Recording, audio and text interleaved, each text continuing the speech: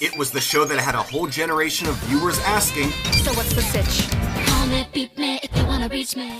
welcome everyone, and today we're going to be counting down the top 10 episodes of Disney Channel's beloved animated series, Kim Possible. The second longest Disney cartoon to remain on the air, this teenage action and comedy cartoon series from the 2000s made a huge impression on kids, teens, and even adults when it was on. Using a mix of simple animation with fantastic action scenes, young sitcom stars with experienced voice actors, and silly high school drama mixed with James Bond and Batman-style action scenarios, Kim Possible just had all the ingredients needed to be a well-remembered cartoon.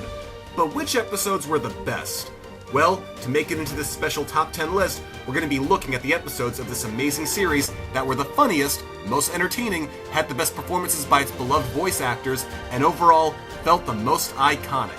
And just to be clear, this series has tons and tons of many great episodes, and watching the show in its full entirety is greatly encouraged. But this list isn't about the rest. This is the top 10 best episodes of Kim Possible.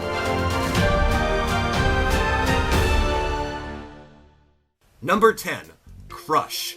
Starting this list off appropriately enough, we have the series' very first episode. While not actually being the series' first produced episode, it still was a very strong episode to premiere with. You've got tons of jokes, a quickly established premise, tons of jokes, well-played sitcom-style drama, tons of jokes, villains established well from the series' get-go, and did we mention lots and lots of jokes? Yeah, this episode overall is just very, very funny to watch. Number 9, A Very Possible Christmas. It's the series' Christmas episode, and it did not fail to bring in tons of holiday-themed laughs. The story focuses on Kim, with her family helping, trying to find Ron, who is lost somewhere in the world. In the first story, that really starts to cement how close Kim and Ron's friendship really is. But ironically, the real heart of the story comes from mortal enemies, Dr. Draken and Ron, lost in the Arctic together, and bonding in a way only a comical hero and a comical villain could.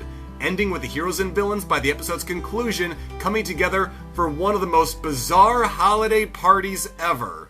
Number 8, Emotion Sickness. It's the season 3 episode that provided the shippers plenty of material to get excited about. In this story, both Kim and Shigo have mood-altering technology inadvertently attached to their minds, resulting in Shigo suddenly developing some very romantic feelings for Dr. Draken, leading to some very funny scenes. But the real heart of the story is Kim suddenly showing strong romantic feelings for Ron, resulting in Ron having to, for the first time ever in the series, seriously confront how he feels for Kim. It's a romantic comedy story that will never be forgotten. Number 7, Graduation. It's the series finale story that ended the saga of our favorite characters. Despite no one wanting the series to end, this story is probably the best way to do it. The two-part finale initially focuses on Kim and Ron dealing with the all-too-realistic feelings and anxieties that teenagers face while graduating from high school. But just as Ron starts to feel like his world is going to end, the actual threat of the world really ending happens when evil aliens attack the planet. The stakes have never been higher as our favorite heroes and villains team up for a massive mission, unlike any they've ever faced. And while the biggest villain of the series, Dr. Draken, ironically saves the world, the episode's heart comes in when in the final action scene of the series, it's Ron who finally saves Kim's life. And as always, her heart. It was a great way to end this great show. Number 6, Odds Man In. In this funny tale, Ron begins overthinking and overcalculating the odds of him and Kim's survival in their many missions together. But the funnier part of this episode is the B-plot, where the evil Dr. Draken actually tries harder to improve his evil empire by actually training his evil henchmen, giving his minions incentives to increase evil productivity, creating evil teamwork seminars, and branching off his evil company into also making cupcakes to help cover the cost of his doomsday devices. The scenes that feature Draken actually using real-world business models to help grow his evil empire feature lots of incredibly well-thought-out adult-level humor, and the scenes where Draken begins to succeed more with his cupcake business than his take-over-the-world schemes prove that this villain ironically is smarter when he's doing anything that actually isn't really that evil. Number 5, Rappin' Draken. It's the music-driven story that had some very memorable tunes. In this episode, Dr. Draken tries to take over the world with a mind-altering shampoo, but in order to encourage people to buy it, he tries to appear on a very American Idol-style show. Despite the episode dating itself with its early 2000s pop culture references, the comedy is still very solid in this story. In fact, the pokes and jabs this episode takes to the music industry are still pretty relevant today. And despite having a decent song by Dr. Draken in the episode, the real scene stealer of this story is when Ron comes in to sing his ever-loved Naked Mole Rap tune. Number 4. A Stitch in Time. Now, it may seem unfair to put the series' big multi-part adventure on this list, but when you have a good story, you have a good story. This TV movie-length adventure features a good deal of heart at first, with Ron moving away and his friendship with Kim possibly being put into jeopardy. But aside from the friendship plot, the rest of this adventure is nothing but jokes thrown at you constantly, every minute, mixed in with a fun time travel plot involving the characters seeing a potential future of their world, and a strange future version of Rufus being voiced by Michael Dorn. This is one really super fun adventure to check out. Number 3. Oh Boys. It's the episode that somehow sums up the fan experience of every boy band ever.